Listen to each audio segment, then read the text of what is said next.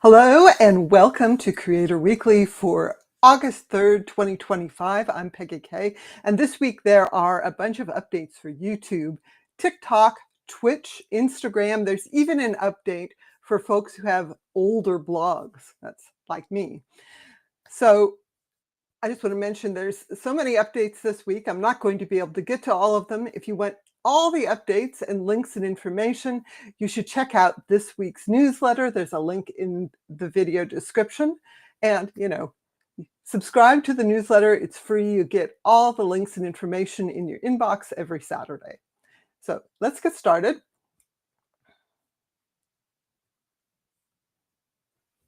So I want to start with the big update from YouTube.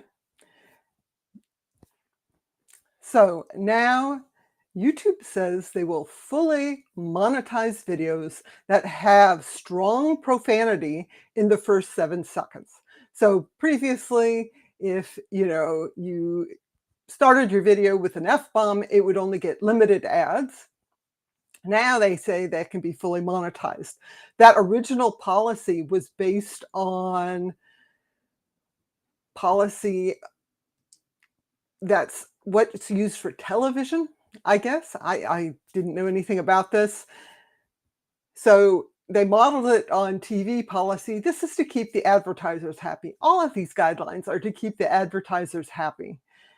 But now apparently when advertisers buy their advertising, they have controls to determine what kind of content their ads will play on. They can choose. So swear away.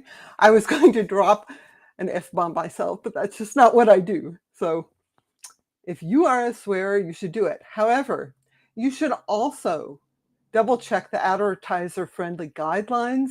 There are detailed examples there of what you can and cannot do. This is the profanity policy here, but there's policies for everything. I am not going to read these things out loud because obviously I don't want limited ads, and also it's just not me. So Craig says there's no F-bombs on any of Peggy's content. I'm glad you think that's nice. True fact, I do drop F-bombs occasionally in real life, but this feels wrong to do that on camera. Maybe I should start a second channel. Profane. Okay, maybe not. But let me move on to the next big update this week. YouTube says it is expanding its AI-powered age detection system.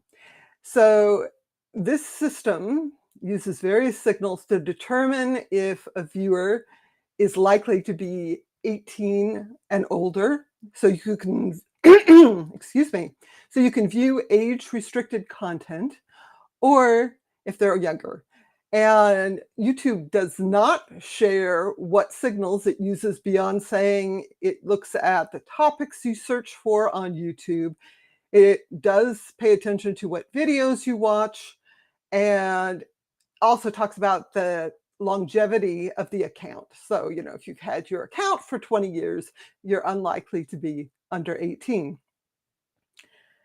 There's other signals too. It's not as simple as looking at whether someone watches Roblox videos. It's more complicated than that, but they're not going to tell you what the signals are because people will try and bypass it, obviously. And this is all part of the bigger picture. We talked last week about this new policy in the UK where they require age validation for people to have access to 18 plus content. Think of the children. But that means people who are older than 18 have to go through age verification. This actually should mean that fewer actual adults should have to go through age verification if it correctly detects that you're over 18. We're going to see more of this. There's, laws in Australia and a bunch of US states all over the place. So yeah, it's going to be annoying. And I don't really like the idea of having to identify myself just to watch something, I'm well over 18. It kind of sucks, but these are the laws. So if YouTube gets it wrong and they say you're under 18, you're really, you know, 45 or whatever, you can go through age verification then. That requires a government-issued ID or a credit card. Yeah, there's no way around this, and this is following the law. So I think YouTube is doing what they can. You're gonna see this everywhere.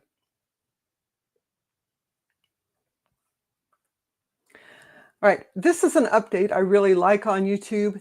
Now there is a posts shelf that goes on the channel homepage. So if you have at least 2 posts on YouTube, and this will appear automatically. You may have it on your channel already.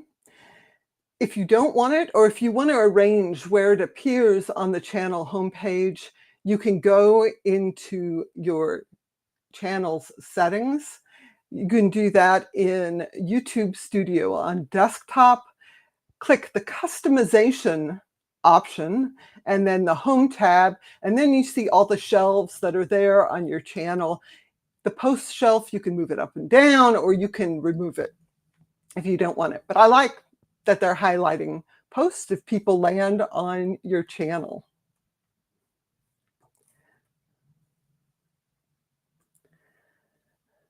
Another small update this week is that in YouTube Studio, on the Content tab, there's now more filter options for playlists. You can filter by description, title, and visibility. That's, is it public? Is it private? Is it unlisted?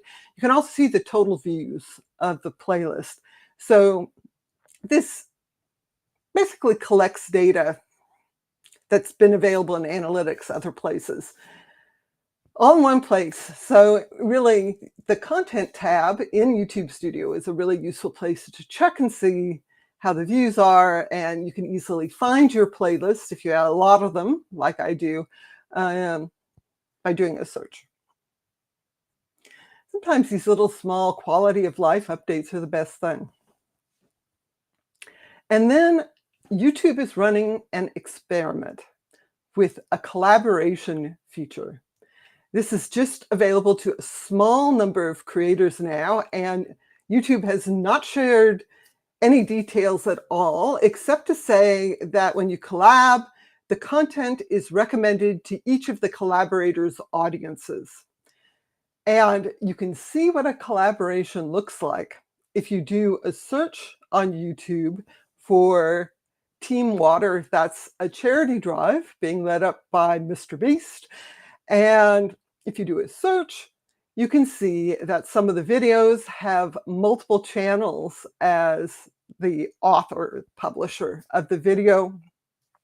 And then if you click on the video and open the channel watch page, again, you can see that there are multiple contributors. And if you click that, you get a pop-up. These are the contributors, and you can subscribe to all those channels. I think that this seems like a pretty cool feature, depending on how it works exactly, but it's a great way to expand your audience to other people's audiences. And especially for these charity drives, it gets the most eyeballs on it. So we'll see where that goes. I don't expect to see an update for a while on that. Hopefully it's something they do choose to roll out more broadly. But, a lot of these features, especially significant changes like this, can take a very long time to roll out. Expect, months or maybe even over a year before it gets expanded more broadly, unless this experiment works really great. So we shall see. And if you see something with multiple collaborators, that's what it is.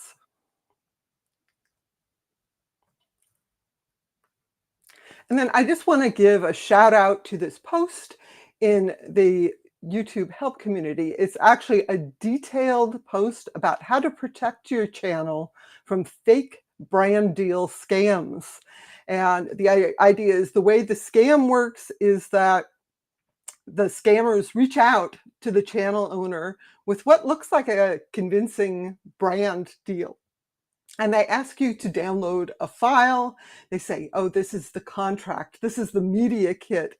This is software for you to test.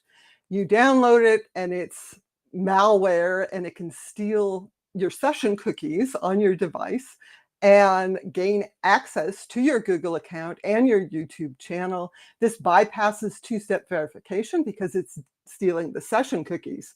And so this is a huge problem. Read this to get more information about what you should look out for. Even really big channels have been taken in by this because they often look like legitimate brand deals if you don't look too carefully.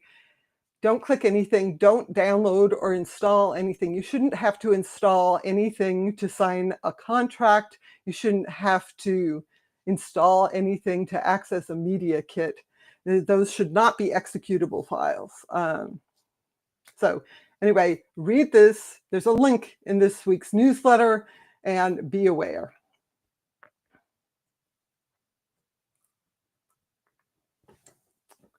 So I'm going to shift gears over to Instagram. Instagram made a big change this past week. It now limits live streaming to profiles that have at least 1,000 followers. That was not a requirement previously. And you can see this is a screen cap from my own Instagram account saying, nope, sorry, you can't live stream. You don't have enough followers. Why they did this is unclear. They actually didn't announce this anywhere, as far as I can tell. People just noticed, of course, because live streaming was cut off. You can speculate a lot about why they might reduce live streaming. Often it's resources, reducing spam, that kind of thing. But who knows in this case? And I suspect, not coincidentally, Instagram also released this little graphic here saying, oh, here's what the different types of Instagram content are good for. And you can see that live streaming is way down by the bottom of the list as a way to engage your loyal fans. If you want to build an audience, they want you to post reels, videos. And basically, the take-home message I see here is that Instagram really doesn't want to be a live streaming first platform. They want you to be publishing reels, maybe photos, posts kind of things. If you want to be mostly live streaming, it's not the platform for you. Just to compare to other platforms, TikTok actually does require 1,000 followers to live stream as well. But YouTube, if you live stream on mobile, it only requires 50 subscribers. And if you do it on desktop, it doesn't have any subscriber minimum. And I think Facebook requires 100 followers. I had a hard time finding that information. So, and of course, if you want to live stream on Twitch, there's no minimum there. That's the whole purpose of the platform. So if you want to be a regular live streamer and you're just starting out, Instagram is probably not the place to start. Maybe build your audience there with other kinds of content while you live stream other places. You can, share clips and things like that from your live streams. So that's what's happening on Instagram. And now I have a couple of updates for Twitch. The big news from Twitch this week is that they have improved detection of Viewbots. So inauthentic viewership and engagement. They say that this hurts everyone. It's not good. There's a lot of perks. If you want to move up to being an affiliate partner, that requires a certain level of viewership. I suspect that's why a lot of creators do that. Supposedly, CEO Dan Clancy actually said it's the smaller creators who are using Viewbots mostly. They also acknowledge that Viewbots sometimes are used as a tool of harassment. I guess you just add a lot of Viewbots to a channel, but there's no actual human viewers there. They don't really get any interaction on their live stream. So they have improved their systems to remove this inauthentic engagement on the streams. And that means some viewers are going to see their view counts drop. And again, it's not necessarily the fault of the streamer. They may not have asked for these Viewbots, but for those who did, that's going to go down. I actually saw a report also that there's at least one of these companies that sells views having a little trouble now because the views aren't counting. Too bad, so sad. This is something that all the platforms strive to do, right? They only want authentic interactions being counted, and so it's a war. But if you stream on Twitch and you have purchased views, expect your view counts to decrease.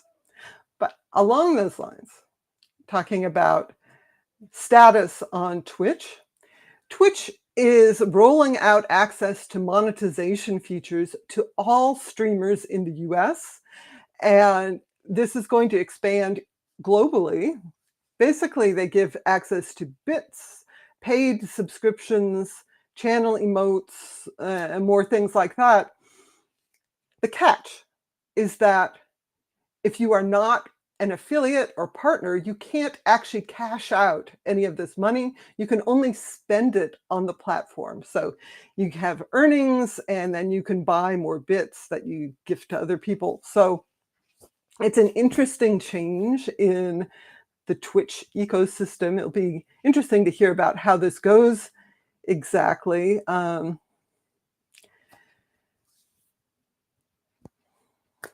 But maybe this will discourage people from getting Viewbot views because they don't need those to go to partner to start earning. Who knows? I want to say hello to folks who are in the live chat today. Thank you for joining me, Andrew, Craig, and Nina. It's great to see you here. I'd love to hear what you think about this week's updates. If anyone is watching and not in the chat, stop by and say hello.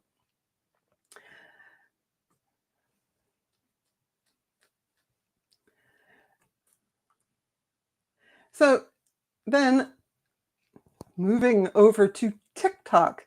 It's interesting. We still don't know what the fate of TikTok in the US is going to be. You know, there's supposed to be a deal for it to be sold to US owners to comply with the law that was supposed to have gone into effect in January. And we keep hearing, oh, yeah, we're on the verge of a deal. It's going to be any day now. And nothing's actually happening. I suspect we'll come up against the next deadline and it will just be extended again. You know, who cares? Anyway, TikTok released a bunch of new tools for creators to manage their comments, manage their community, which I think are really pretty good. The first is a new setting called Creator Care Mode. In Creator Care Mode, comments are filtered if they're inappropriate or offensive, or if they're posted by people that you have previously reported, deleted, or disliked. And it's got AI, it's supposed to be learning what kind of comments you don't want to see on your content. I think it's an interesting experiment. Not an experiment, but sounds experimental to me. Does it actually block out useful comments? That I don't know. So Creator Care Mode. And then in live chat, you can filter out comments by words, phrases, and emojis. So keep your live stream chat more positive, or at least less annoying. And there's an enhanced inbox that has a bunch of filters like starred, not replied, people you follow. So you can filter through your messages for the ones you want to see.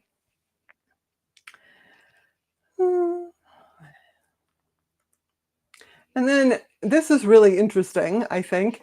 They launched creator chat rooms.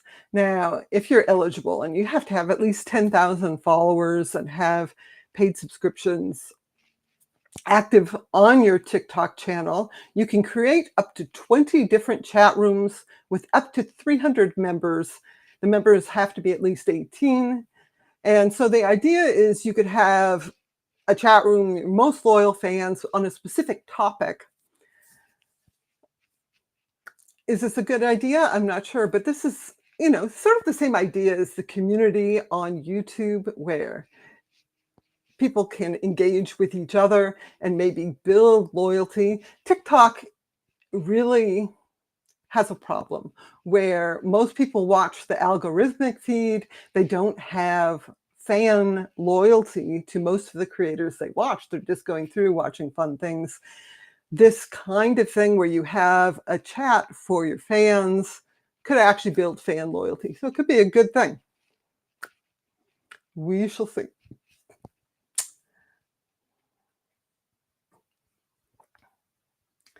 The other thing TikTok is doing is rolling out footnotes in the US. Footnotes are like notes on Meta, on X, YouTube, on other platforms. They are supposed to be adding context to the content, and then they don't show automatically. This is the tricky part, right? Someone writes a note with context, and then they use what's called a bridging-based system.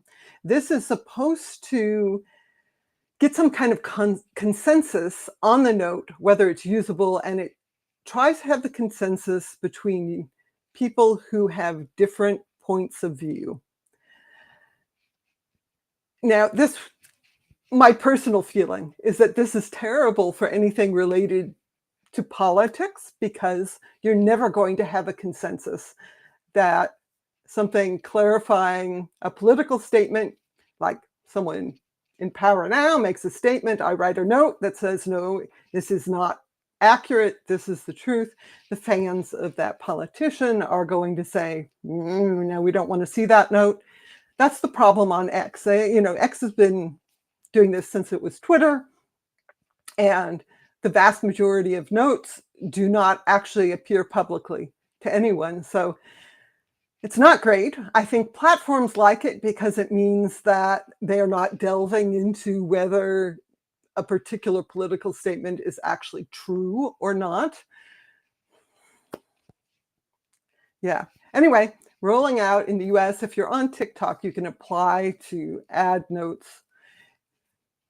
Is it a good thing? I think it could be good on things like science content, potentially, although a lot of science is politicized these days.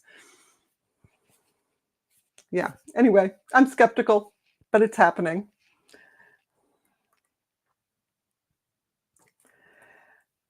So I want to totally change the subject. And this is what the notes look like on TikTok if they appear. So you can see more details. And they did use science content as the example, adding more information. All right. So the next thing I want to talk about, totally shifting gears. This is an update for people who have older blogs, older websites, older documents with links in them. So long ago, Google had a link shortening option. It was Google, goo.gl. Anyone could use it to shorten links. And of course, Google used it all the time as well when they shared links. The purpose behind that is you could easily track how many people are clicking, that sort of thing. But they stopped offering this to regular consumer users back in 2018. And they said, we're going to sunset this. Here we are. It's 2025 now. This is the deadline. They said August 2025 is when all these links will stop working. They got a lot of feedback on that. So for older content that it's not just Google content, right? This was a link shortener anyone could use. Older content has a lot of these shortened links. And what they started to do 10 years ago, 10 years ago? No. What they started to do last year, I'm just confused. What they started to do last year is if you clicked on one of these links that was inactive, nobody had been using it, you get this interstitial that says the link will no longer work in the near future. But what they announced this week is that the active short links will actually continue working. So some of the Google links, if you click on them, you do not see this interstitial. Those links are active and they will not stop working. Any that have been showing this interstitial, that show it right now, will stop working in the next couple of weeks. As someone who has an older blog, I actually went through and removed all these short links. I replaced them with the full length current URLs, or just unlinked them completely because, of course, some of them link to things that no longer exist. Check your content. If you have especially anything before 2019, especially if you wrote or linked to technical kind of things, check for these short links. You should be able to do a search for goo.gl. And if you find them in your content, just replace them with the current full-length URL. Not a fan of short links for that reason. There's no guarantee they'll work forever. So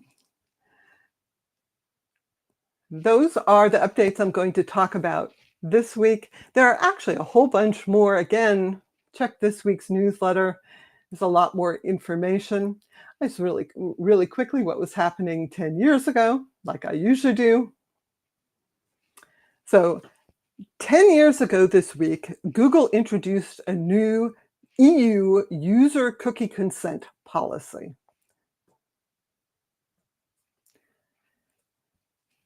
This new policy required people using Google products with end users in the European Union to obtain consent to store or access cookies on that user's device. This was based on requirements of the EU e-privacy directive, which was enacted in 2002. So this was, almost 15 years after it was enacted. But why is Google doing this in 2015? Google said European Union data protection authorities requested some changes to current practices for obtaining end user consents. It has always been Google's policy to comply with privacy laws. We've agreed to make certain changes affecting our own products and partners using Google products. So basically, the authorities reached out to Google and said, you've got to make these changes. In practical terms, what this meant in practical terms is that AdSense publishers with any website visitors from the EU had to show a cookie consent dialog before any cookies were sent. And I think this is really notable because so many websites use AdSense to monetize. All of a sudden, they're all required to start showing these consent pop-ups. I think it really changed the way people navigate online. Around the same time, bloggers started showing cookie consent pop-ups to EU visitors automatically. These, of course, are for the cookies that Blogger sets, not AdSense. So this was actually really technically very complicated because Google didn't want to get involved in saying how you do this or what you say in the consent notice. It's all legal, but they did set up a cookie choices website with more information, with links to third parties who could make these scripts to pop up the cookie consent. It's complicated, though, technically, because these pop-ups are supposed to be engaged with before any cookies are actually set. So you can't just make a pop-up, right? It has to actually be connected to AdSense or whatever is setting the cookies. And since then, looking back 10 years, this is just the start.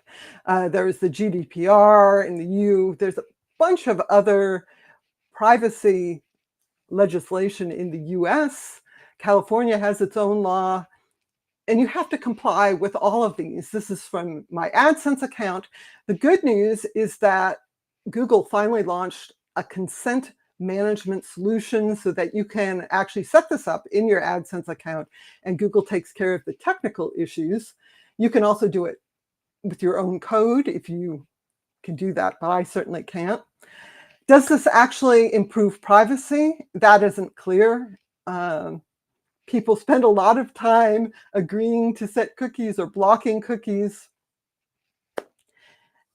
I'm not sure it's made the web a better place, but people do spend a lot of time doing that. So those are this week's updates. Thank you so much for joining me. I will see you all next Sunday.